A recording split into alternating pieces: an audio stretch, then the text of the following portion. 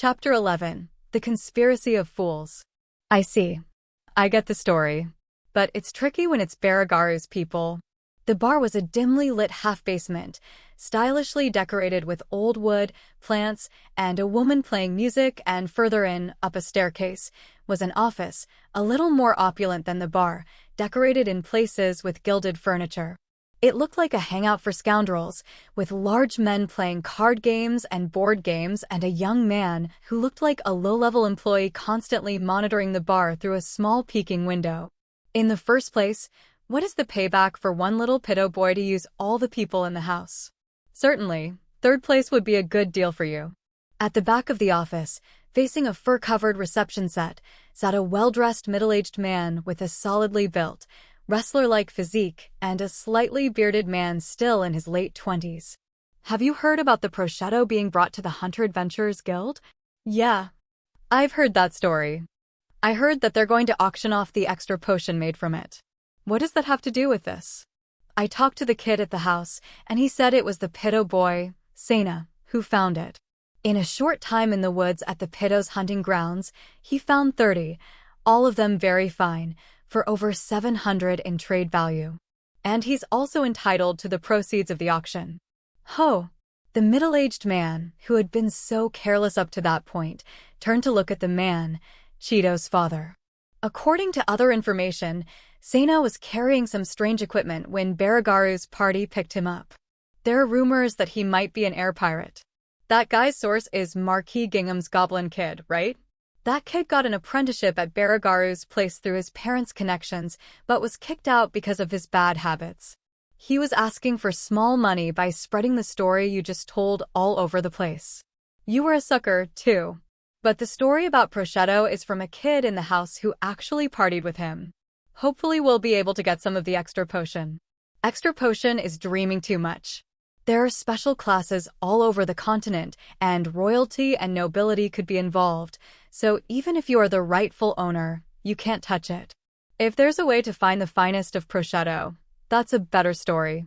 Prosciutto is expensive not only because it is the main ingredient in the extra potion, but also because it is terribly hard to find. Apparently. I don't know much about it, but you do. Prosciutto-related matters are the domain of the Guild of Magical Apothecaries to begin with. No wonder you don't know about it, you're a hunter adventurer.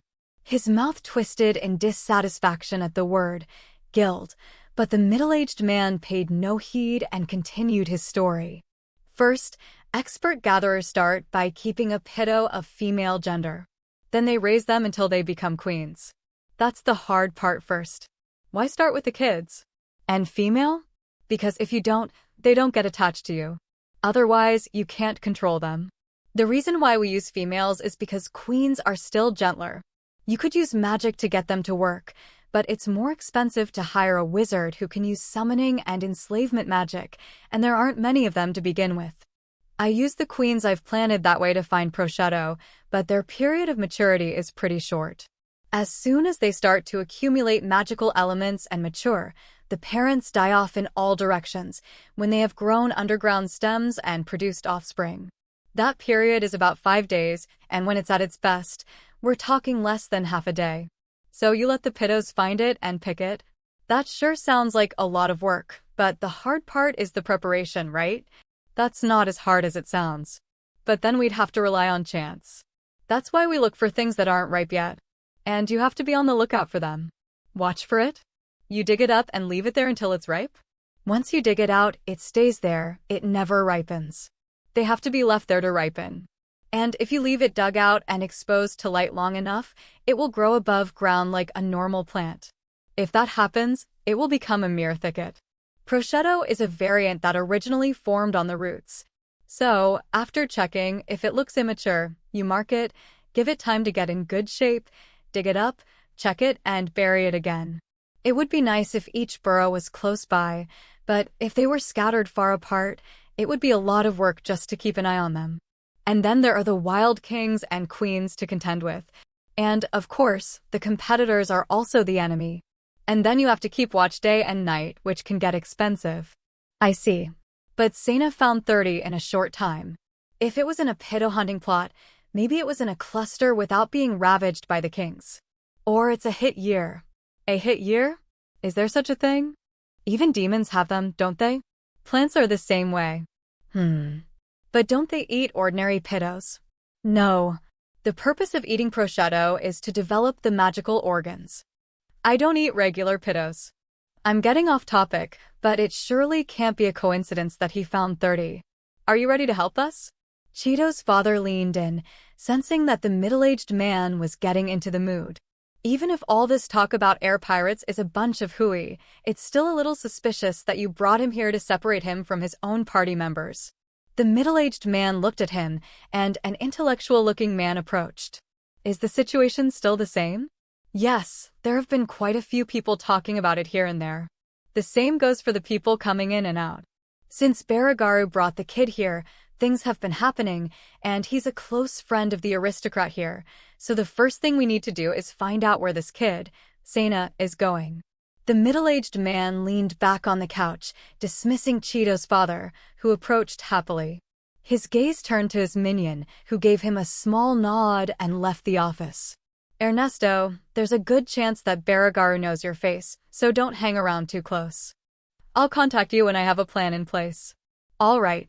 But Gando, if you can, I'd appreciate it if you could wait until just before Sena finishes training with the kids.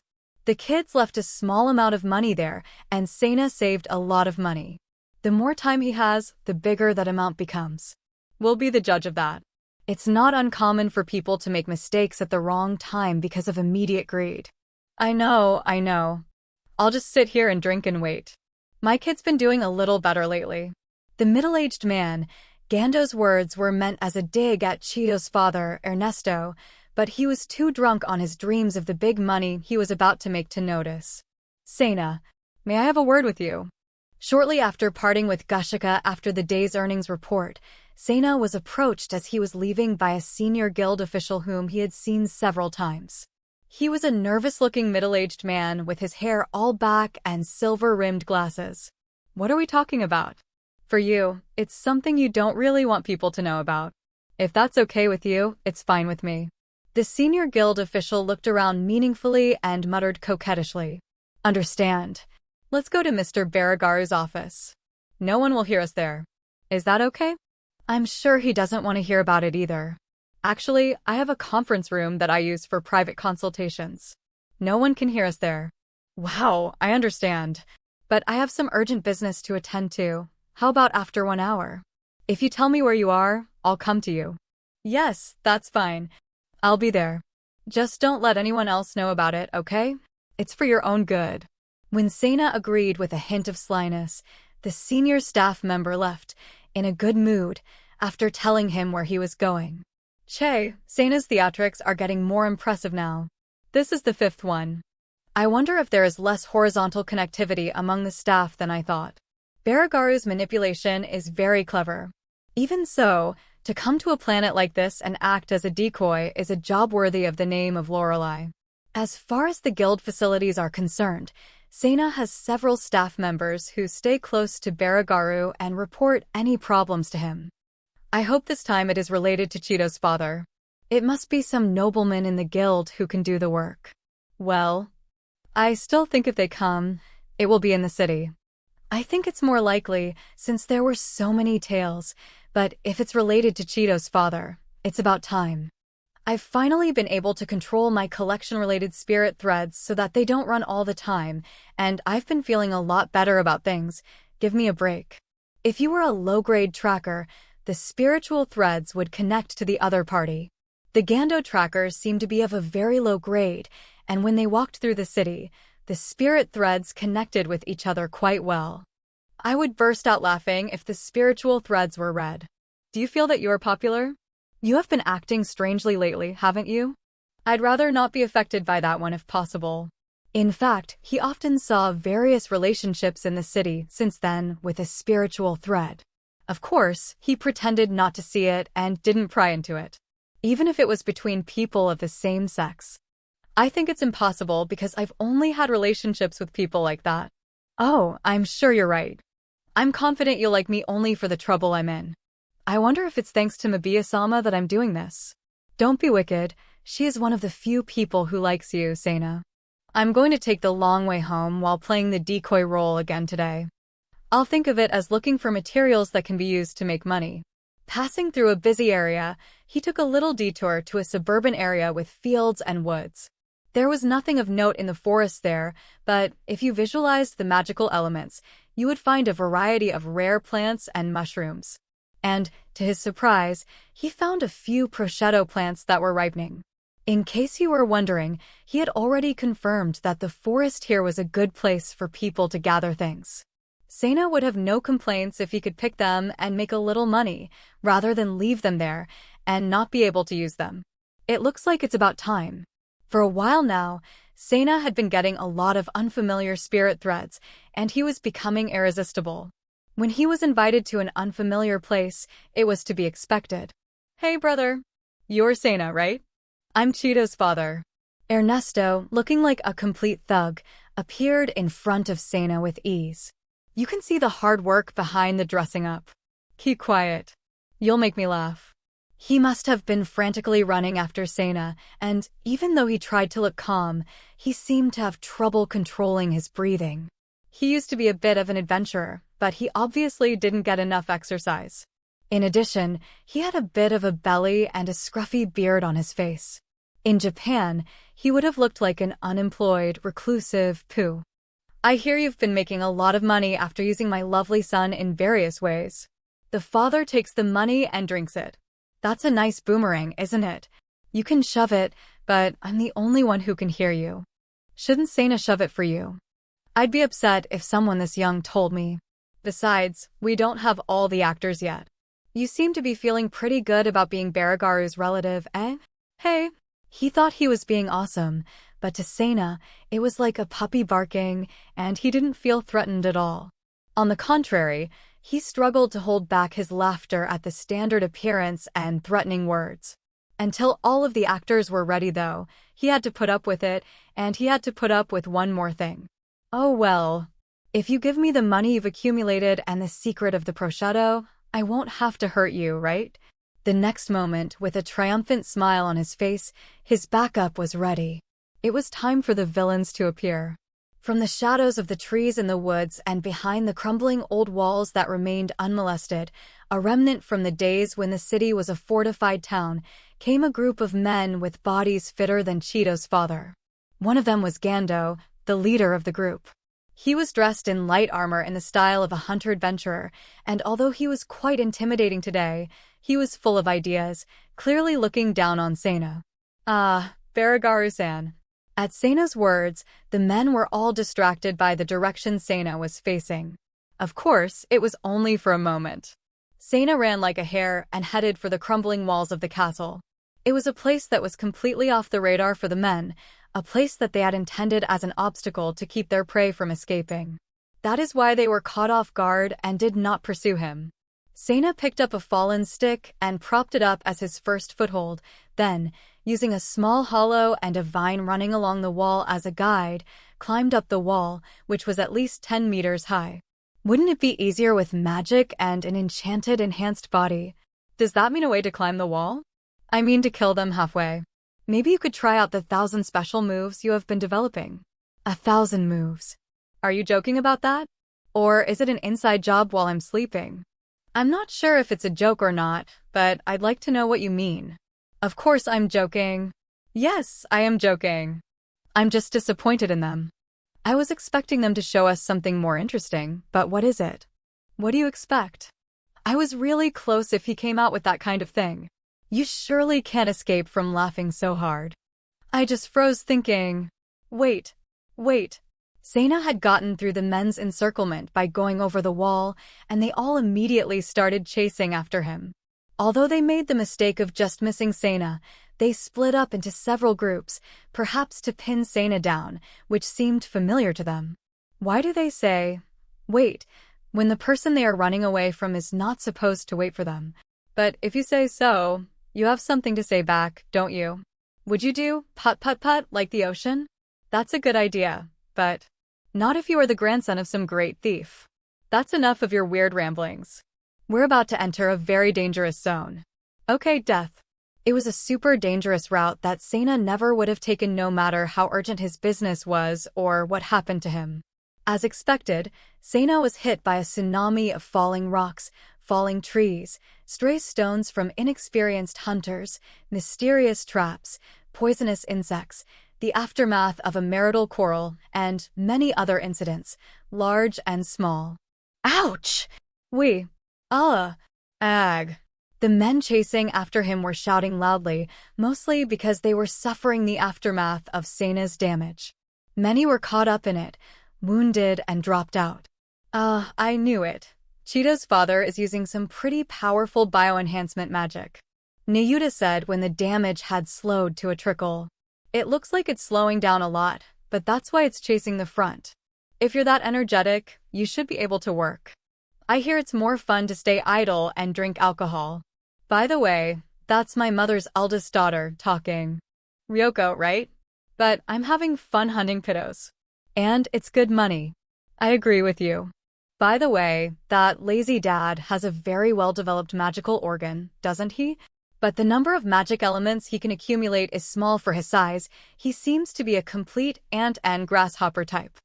I could have been Cheeto's proud father. It is really difficult to correct a person's personality. Even if you correct their mentality with space technology, they will immediately try to revert back to their original state, so you have to either do a complete memory wipe and remodel to make them a different person, or you have to steadily establish it while correcting them. In a sense, learning to be comfortable is worse than learning to use drugs. Either way, it requires a strong will of the individual, and the time it takes is quite long. It may be short in the long lifespan of the universe, but here it will be a lifetime. You don't have to be so precautionary. I'm not so vain as to think I can do anything about Cheeto's dad. All I can do is pull him away from Cheeto. This is indeed a bad way to go. Sena slowed down when he saw the road ahead, which, despite being gently sloped, was quite steep, and there were several signs of collapse. Of course, at first glance it appeared to be nothing more than a hollow covered with grass and trees, but Sena's sensors were sending out a bright red warning signal that he should not set foot in the area. Gentlemen, it's a little bad from here on out, so I think it's time for you to give up. Sena slowed his pace and let the men close the distance to where they could hear him. What the hell are you talking about? Give up over there. Cheeto's father bit the end of his sentence, perhaps due to fatigue. I see. I've given you a warning, so be careful. Just as Sena approached a certain point, he heard a creaking sound of roots breaking in the soil. And suddenly, the path 20 meters in front and behind Sena's feet suddenly began to collapse. Geez. Of course Sena was caught up in it, but the screams were mainly from the men who had tumbled down in the collapse at the edge. They were only slightly injured because they were not caught in the sand from above. They were just exhausted from being dragged around by Sena so much, so they were groaning and groaning, unable to get up. Oh, that bastard. He predicted we were coming and... This trap. Idiot. A trap is to entrap your opponent. There's no way I'd set up a trap that would get you in trouble. But that bastard was fine with it. He crossed over that way. Cheeto's father was right. Sena had used fallen trees and stones as footholds on the collapsing sediment, and although he was swept downward quite a bit, he made it across to the other side without incident. Damn.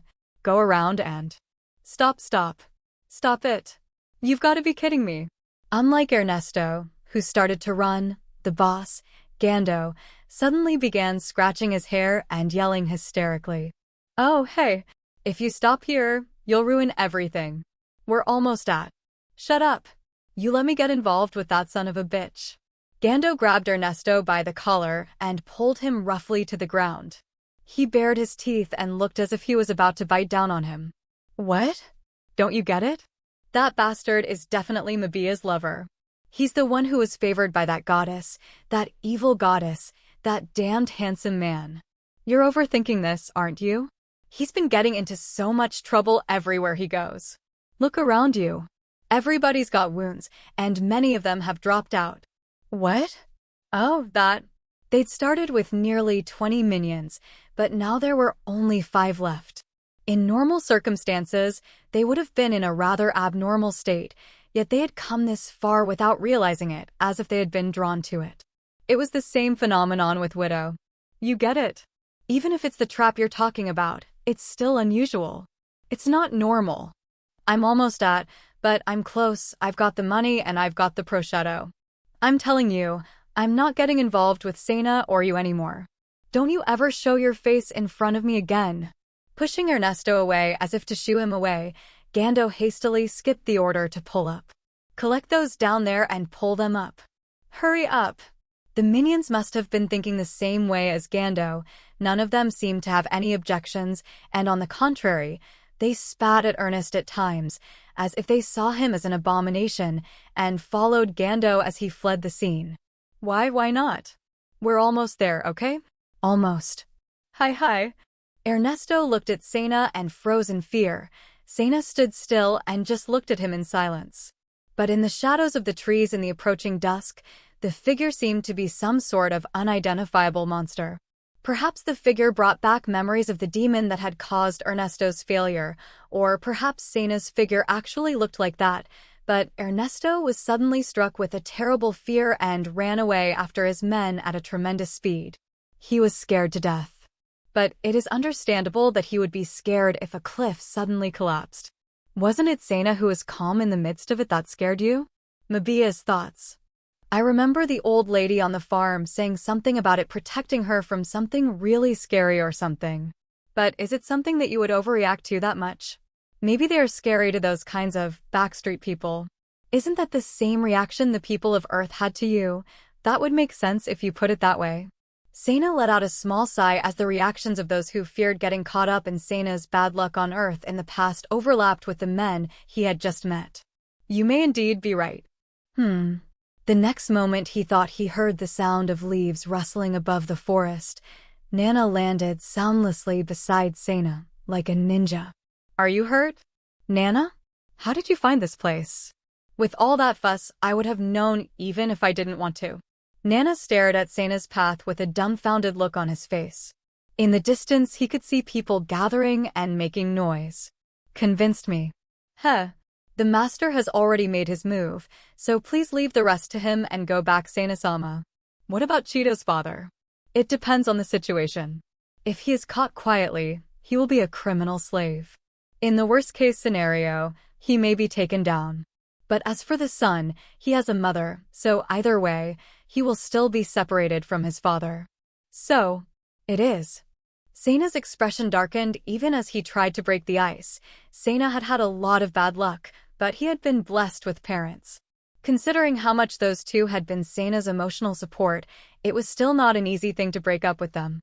I think Sena should worry about Cheeto-san, since he still has a lot of training time left with those kids. I understand. That's for sure. He who chases two hares will not get one. Considering his father's situation, it was impossible for him to make things go both ways. The only thing to do was to change the situation and give it some time. What's important to me is Cheeto. Nana smiled gently at those words. Are you kidding me? I ain't joking.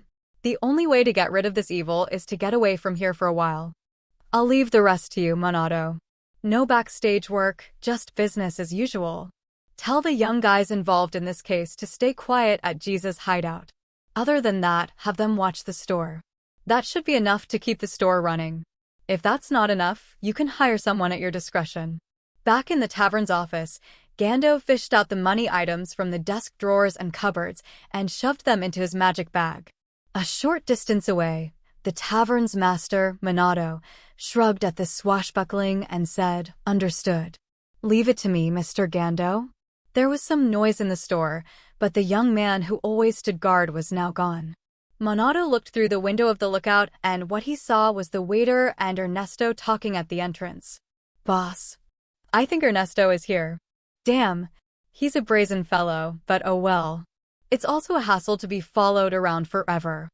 I can't just kill him here, considering the business I'm going to have to do later, so I'll just give him a little money to get rid of him. At Gando's words, Monado sent a hand signal through the peephole. He closed the peephole and headed towards the door. Gando, where's Mr. Come in anyway. At the moment he unlocked the door, Monado was blown away by Ernesto, who came through the door. Or rather, Ernesto was pushed through the door and went inside. What's up? What is in front of Baragaru? Baragaru entered the office as if he was the real deal and looked around with a friendly smile, as if he were meeting an old friend. It's quite a nice place, Gando. As a hunter-adventurer, you were always third-rate, but as a business owner, you're okay? Let's go. But you use such scum to do the back work, maybe you're still third-rate. One of the two black-robed figures that entered at the same time as Baragaru pointed a staff as tall as he was at the fallen Monado, and he went straight into unconsciousness. The two figures, partly because of the color of their robes, looked like gods of death. He then tried to point his staff at Cheeto's father as well, but he fled to Gando in the back with a quick, cockroach-like movement. Gaga gaga gaga, Mr. Gando, sir. Ernest. You were planning to trap me from the beginning. Gando snarled at Ernest, who clutched at him to hide behind him, keeping his gaze on Baragaru. He clenched his fists and was about to hit him. Well, I didn't mean to. I've been taking care of you, you know. Sensing Gando's anger, Ernesto quickly moved out of range of his fist, while turning his eyes like a child who had been beaten. Oh, you don't have the balls to do that to that scum. But beyond that kind of scum, there are sex pedos like you lurking around the corner. I learned today that it was you. Gahahaha. You've got a nastier one than me. The day will come when you'll be ruined too. Gahahaha. You know, that Mabia souvenir thing? That goddess is a scary thing for someone like you who wants to harm a person you have feelings for, but I'm protecting him, you know? I don't have to worry about him pointing a curse at me, and this is how I was able to find you. Baragaru turned a smug look to Gando. Cool. I thought even something like this might help. Well, I've heard enough of your bitterness. Are we done here? Baragaru took a step toward Gando. The two mages behind him also readied their staffs. Hey Ernesto, are you serious when you say you owe me a favor? Yes, of course. Well, then, you'll be useful at the end of the day. Gando raised his left arm and muttered something to Cheeto's father while pointing at him, and the jewel in the ring that was clamped on his finger shattered with a loud clang. Huh? From the shattered jewel, a black haze-like substance seemed to cling to Gando's finger, and at once, it flew like an arrow toward Cheeto's father and pierced him. A forbidden artifact. While Baragaru and the two mages were preparing themselves, Gando kicked Cheeto's father toward Baragaru, as if using him as a shield. He then flipped himself around and ducked under the desk. Gando, you son of a bitch. Ha ha ha ha. If you don't hurry up and uncurse him, this whole area will be contaminated with the black curse. Ernest, these are the guild's special mages. They can help you. Hang on tight, please. Gando's voice trailed off with the sound of a heavy iron door closing, as if there was a way out from under his desk. Hi. Help me. Help me, help me, help me. Hi. Cheeto's father, crawling closer to Baragaru, was suddenly stuck by the encased sphere shield. Damn, that son of a bitch had it. It's true. Being a person you have feelings for is tricky. Beard, let me out of here. Let me out. Let me out.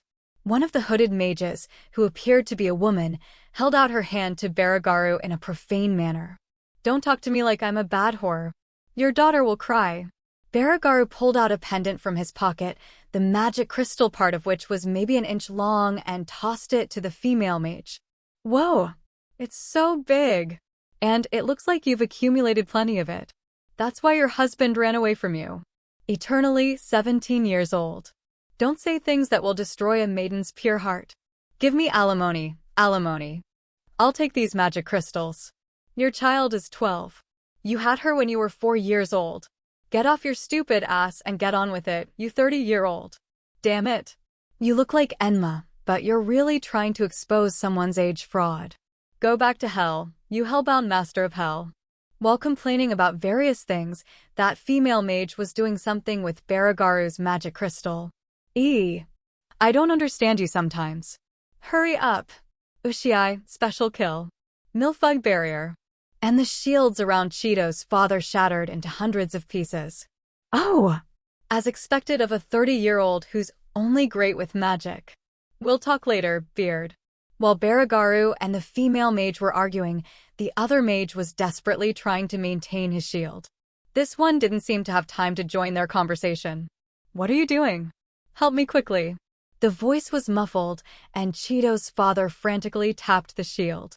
"That's not why I'm trying so hard to keep you out like this, trying to protect those who are uninvolved. If you become a medium of the Black Curse and become a complete curse nucleus, the whole area around you will be contaminated and a mass of undead will arise. It'll be a Bon Dance festival of the dead in the city." "Oh, what about me? What about me? You guys are on special duty, right? You can break the spell, can't you?" Cheeto's father was a tearful, snotty mess. "Gando said so, but we need a lot of catalysts and magic-filled aids to break the spell, and we don't have time to prepare them, and it looks like it's too late. Give up." "Lies. Lies. Lies. I don't want to." "No. I'll give you my sympathy. I'm sure that when Gando used the Black Curse on you, he was planning to take care of it. And if you can keep us here, he could escape at his leisure. What do you think about that?" The woman mage brought her face close to Ernest, who was sobbing half-heartedly, forgetting his age, as if to speak softly to him. She then said to Ernest, Oh, that son of a bitch. That bastard. That son of a bitch. Fuck you." And the layer of shielding surrounding Cheeto's father grew even more, his face contorted in hatred, his voice no longer visible or audible. "I could have imprinted a hate orientation on you. I could have done that, you know? Humph. That girl told me so much about what happened to Cheeto. He got clawed because of this guy, and still had to help out for a small fee because he needed the money." Majoniai's daughter left the party to watch, and Sena from Beard's place came in to assist, and her face got brighter and brighter and brighter. "I heard that, and there was no way I could ever forgive this man for what he did. So don't worry about it, Beard." "I see. Sorry. Of course, I want the Black Curse salt, too, though. Such a good deal is rare, so there's no way I can pass it up." The mage seemed to have quickly forgotten that she had cheated Cheeto's father. "If you didn't spout such lines, even the nobility and royal family would welcome you as their exclusive mage." "Huh. Those damned scum, they'd have hands instead of mouths. Is a bit of a mess. This is seriously not good. Oh my god. Oh my god." The voice inside began to leak out again as the seal's laminated shields began to break and disappeared one by one. Cheeto's father was already pitch black, only his eyes were glaringly white. "That thing can't be contained. Oh my god." The curse is starting to ride in his voice. "Oh god, you piece of shit. You're a big, flabby, lazy, dickless bastard. I don't understand. His magical organ is surprisingly large. I didn't check it because I didn't have that much magic, but the Black Curse is crystallizing it and converting it into more and more power. Damn, this bastard is the best at causing trouble. Come on, get it out. You've still got some in you, don't you? You've still got some in the tank, don't you?" She suddenly sounded seductive and really glamorous and held out her hand in a glamorous manner. "Damn. I'm even more pissed off that the quality is surprisingly high. I can't believe how much time and money I spent getting and filling this thing." Baragaru was holding a large magic crystal in his hand, no smaller than the one he just handed over. "It's a small price to pay for the main ingredient of the elixir. Get out of here. You'll be late." At the female mage's urging, Baragaru reluctantly tossed her the other magic crystal. "Heh, 2 big ones dangling from it. I'll squeeze them all dry in no time." Baragaru was silent, as was the other mage, as if he had already lost the energy to rush in. His gaze was averted a bit, too. "All right. Alignment complete. Icky." The shield stacked up at a tremendous rate, and in no time at all, he couldn't see inside again. The shields blocked out a small amount of light, so as the layering progressed, they turned black, but normally it was impossible to lay them down so that they completely blocked out the light. Even though there were 2 magic crystals, this was still possible. Without a doubt, this underling woman was probably the most powerful mage in existence as far as he knew. In other words, she was Miss Competent Pervert. It didn't look very flashy, but the amount of magic element being used in front of him right now was enough to destroy the entire city. Nothing could be heard from the shield, and the vibrations had subsided. Are you done with? Ho ho, mustache tua. Don't give me any unnecessary flags. Shut up until it's completely over. Don't pester me asking if it's good or not. I'm still smoldering inside. But I'm not going to leave any stone unturned. Not the best aconite salt. It's time to refine the black curse salt. It's time to use my internal magical element. What the hell, you bitch? Why didn't you use it first? Did you have to use mine? It's an insurance policy in case of emergencies. The amount of magical elements that I've been filling up is too much to control with the amount I've been storing inside. It's not safe to have so few magic elements inside. It doesn't matter. I'm the one who's going to get it in the end. Okay. I know. Just get on with it. Oh my god. Get the hell out of here. And she formed a sign with her staff under her arm and thrust it forward. Then the shield compressed to half its size at once. Hey, what are you doing? But keeping it in place, the female mage just stared at it, unmoving. I'm accelerating the catalyst's black curse. You know how Baragara winds the coke when he blacksmiths? It's the same thing. The black curse is easier to break if the catalyst is completely gone. I see. But that thing is safe, right? It's fine. I got it. All right. Ding, ding, ding, ding. And gradually the color of the shield began to fade, and the inside became fully visible. There was a pitch-black, human-shaped, charcoal-like object. What made it different from charcoal was that it caught the light and glittered finely. Without the catalyst, the black curse is just like a tiny little cavity. If you uncurse the core a little bit, you can get it. The black salt mass suddenly crumbled away, and the only thing holding its shape was a magic crystal. Yes, it's done, handsome. KKK. At that moment, the other mage collapsed and slumped to the ground. Oh, teacher. Are you okay? Yeah, well, somehow. It was hard for me to concentrate, though, because of Jovia's stupid talk. The other mage who took off his hood was an older man. His face was very sweaty. He was glaring at the female mage called Jovia with resentful eyes. It's a consideration to ease the tension. They say that luck comes to the gate of laughter. How many times have I told you that you're the only one who can control him while talking that stupid? But you succeeded, so that's good. I'm sure that sensei hasn't crystallized in a long time. Your age makes it hard to get hard. Here, stop wasting my time and get ready to leave. The black curse salt is to be delivered to the guild at once. Don't fool around with it. And give me back my 2 magic crystals. Without further ado, Baragara held out his hand to Jovia. Since you succeeded in having sexual intercourse, I'll give you. As a reward. You don't want the black curse salt, do you? I'll return it. Thank you very much. So I have the priority to buy everything except the teacher's share, right? Nah? Right. What was pride? Was it good? It was like that. Jovia's flirtatious manner was really a lie, but since she was a beautiful woman, many men were fooled by it. But of course, that period of time was short and fleeting. Oh, I have to give that money to Cheeto and the little boy. I'm not going to cheat on you, so stop lying and acting like a liar. And don't forget his magical organ. That's why we're making this farce. Yes. It's a lie anyway. If I knew I could get the black curse salt, I wouldn't have to flirt with the beard. Oh, thank you very much. I'll give you the cloth of the sealing spell as a freebie. Jovia floated the fully crystallized magical organ buried in the black curse salt, wrapped it in a small cloth and tossed it carelessly to Baragaru along with the 2 magical crystals. In contrast, he carefully sucked every grain of black curse salt into a huge chamber pot-like glass container he had pulled out of his magic bag and sealed it tightly. Oh my goodness, I love this shiny black stuff.